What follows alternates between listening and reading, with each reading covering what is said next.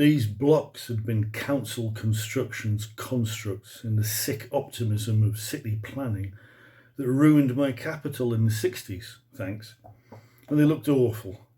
5 300-foot Cementorama CD towers with sodium lights on the top, rising from the no-scape that starts where the money stops.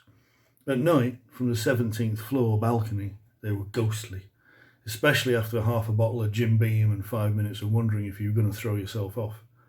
Each block looked like a resting spaceship, a desert lighthouse, discarded giant's Lego, yellow lights, jaundiced view. There was nobody outside on the ground late at night. All the normal people were locked inside because they didn't want to get killed. And all the criminals were inside, beating down the doors of all the normal people who had locked themselves in. There'd be a knock at your door, and if you answered, the stranger would say, "Oh, sorry, wrong flat," too quickly for you to realise that it meant, "Oh, you're in, so I won't rob the place." If, on the other hand, you didn't answer, he'd start kicking the door in. I was asleep once and woke up to the sight of somebody's foot sticking through my letterbox. He ran off. And the stories of people who don't even bother knocking, just smash the door down and grab something. One lot got the TV nicked while they were still watching it. If you're in and you hear this noise, you go to the door and you let them know they've got company. If they don't quit, you can be sure of a couple of things. They're either deaf or dangerous, and you might be finishing your dinner in hospital.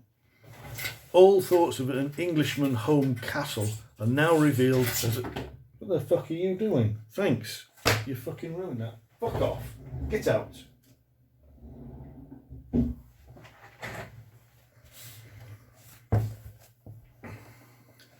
If you're in and you hear this noise, you go to the door and let them know they've got company. If they don't quit, you can be sure of a couple of things. They're either deaf or dangerous, and you might be finishing your dinner in hospital. All thoughts of Englishman home castle are now revealed as a fairy tale, as flimsy as your front door. Your next move is to lock yourself in the bathroom and hope they pillage quickly. However, if you're unlucky, like the one guy I heard of, they break down your front door, kick the bathroom door in, stab you, and then start stealing stuff. One guy I knew moved into my block with all of his stuff. 2 weeks later moved out again without any of his stuff. He got robbed 3 times in 2 weeks, just gave up. He'd been robbed of everything down to the light bulbs and toilet rolls. They'd used the sledgehammer to smash the 2-inch thick, 140-pound solid wooden door off its hinges.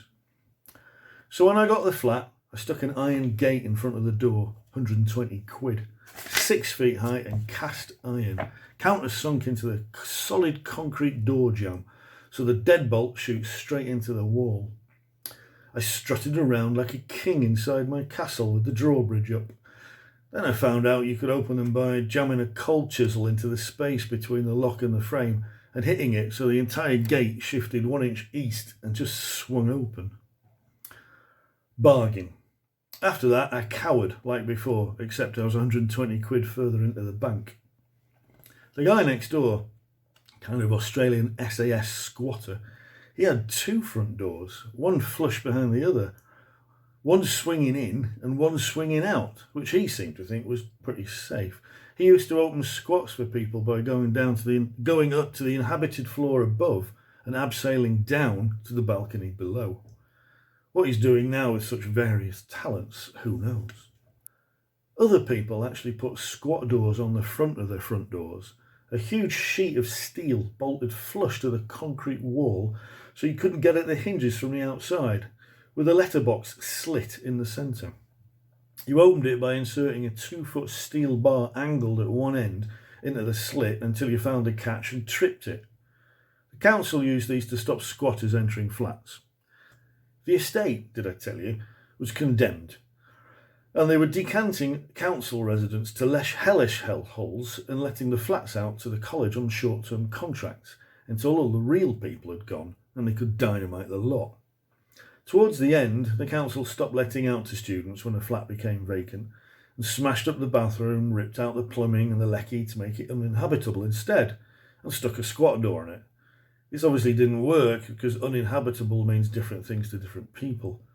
The sad thing about all this is the fire brigade was inexperienced with these doors, and more than one family burnt to death inside, while the fire brigade stood around wondering how to get the door open.